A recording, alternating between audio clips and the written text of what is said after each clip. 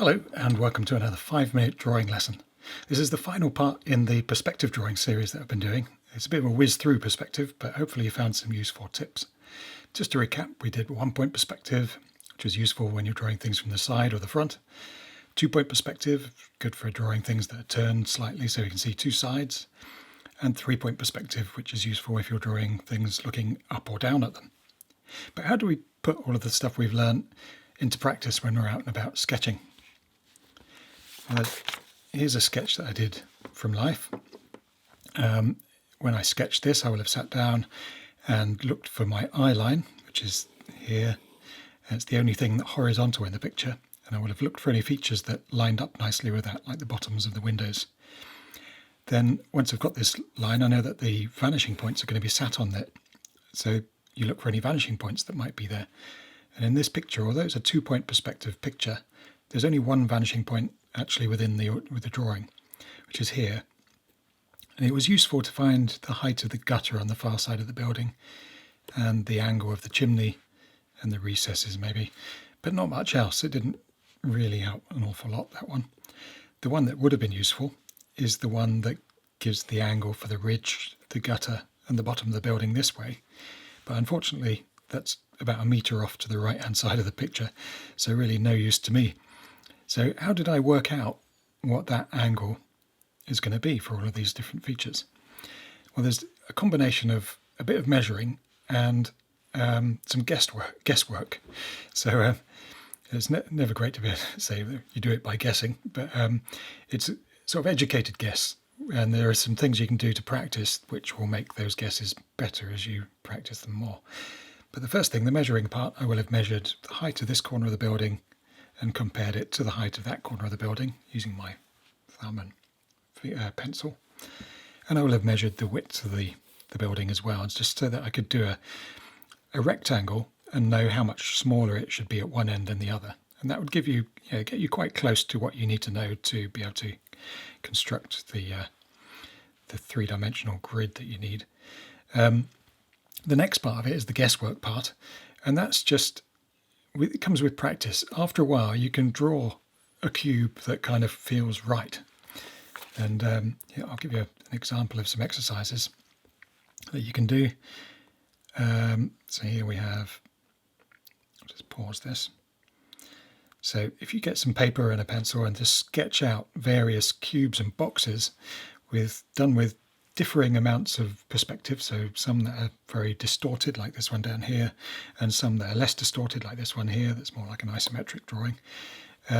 Just fill the page with them and try and get them to draw them so that they feel right. They don't have to be perfect cubes, but just parallel-sided boxes. You can check once you've done that which ones are good and which ones aren't so good by drawing their hidden faces.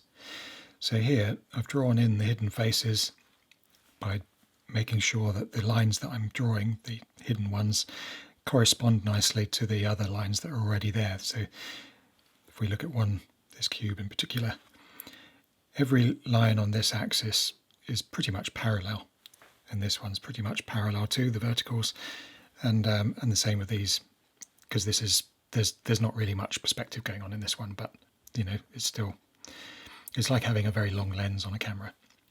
But they all correspond to each other. We haven't got suddenly one line that's doing its own thing going off somewhere else.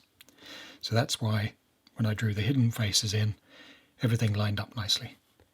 Same with this one, although there's a much more dramatic one, and our lines are radiating out from a vanishing point up here somewhere.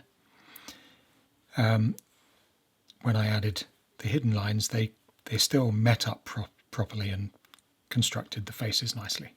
Same with this one here. This one here was a problem one. So here I drew the base in, making sure that this line corresponded nicely to this line and this line. And I put this line in, making sure it corresponded nicely to those. There's a slight amount of fanning going on. And then when I took my vertical upwards, it didn't meet the corner that I'd drawn. So that has alerted me to something being off with this top edge. And actually when you check again, you can see that this line here, instead of fanning out nicely from a vanishing point off here to the top right, it's actually tilted up this way and doing its own thing, it's definitely not going to meet up to the same point that these lines are going to meet up to. So that's a good way of checking whether your cubes are correct or not, and then you can correct them and make them right if they're not. And with practice, you'll be able to dash these off fairly quickly and get them right most of the time. But occasionally you'll get a dodgy one, but you can quickly check it.